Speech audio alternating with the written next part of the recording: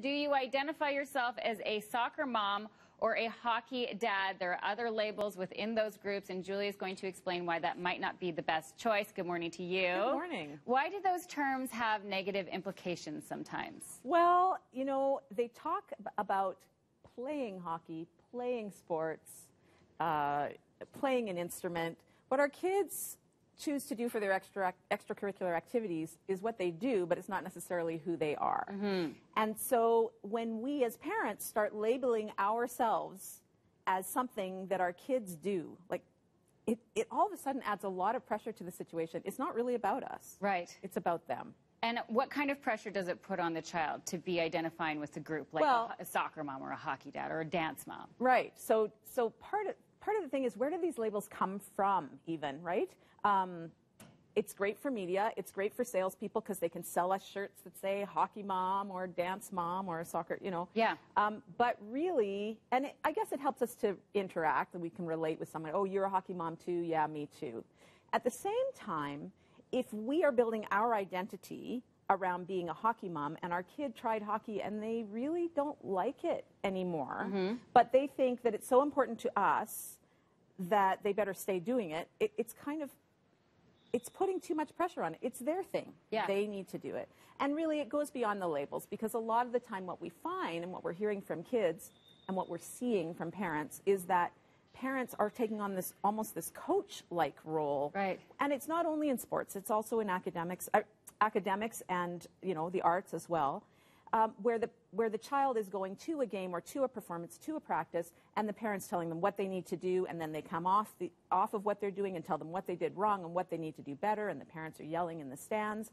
And all of a sudden, there's so much pressure on these kids when really all they want from us is just to love them. Right. And to enjoy watching them. And that can create a negative experience that can kind of escalate as you get into more competitive arenas. So what kind of language do you suggest that parents use when describing themselves in these environments? Because it could have a positive implication that you're identifying with the community. Sure. So that's a good thing. Yeah. But what do you suggest for parents instead?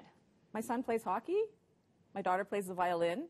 You know, that's it. Right. If we want it, like, well, who are you? Well, I'm somebody who loves to do Tai Chi. Like, I can identify myself based on what I do, not on what my kids do, number one. And also, when we're watching our kids, or, you know, hey, I loved watching you play. Or even, how was that for you? Did you have fun out there? How did you feel about it? What worked? What didn't? And then we're asking it from their perspective instead of putting pressure on. Because oftentimes, parents are telling kids to do something. Their coaches are telling them the exact opposite. And then these kids are trying to balance two things. Well, I know you want me to do that, but I'm just trying to do this. Or, you know, do your best, do your best. Yeah, I'm trying to do my best. Right.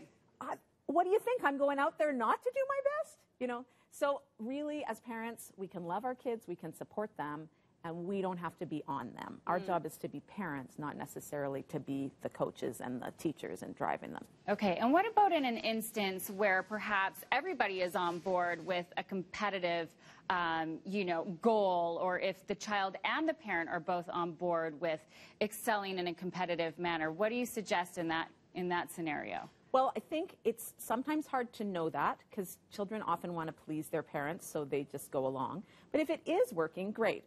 I'm not saying fix something that's not broken. Yeah. Just be aware how much, you know, reevaluating of a game are you doing in the car on the way home? How much of your identity is wrapped up in what your child is doing? Because what we're noticing is that kids are dropping out of sports earlier because of the pressure. Because if I can't do it at a competitive level, there's no point. Right. Whereas for many people, sports is a community event. It's a social event. They want to be with their friends. They're hanging out. They're working as a team. They're getting better than they were, as opposed to being on the #1 team. Yeah. And big picture can be more fun, more friendship, less pressure. Stress release. Yes. There's so many things to come from the playing of sports and the extracurricular activities beyond getting to the top, being the top person. Only one person can be the top. Only one team can be the top. That doesn't mean that the rest of the playing isn't worth anything. So we just really need to get clear of the message that we're sending to the kids. Yeah, a good evaluation, as always. Thank you so much, Julie.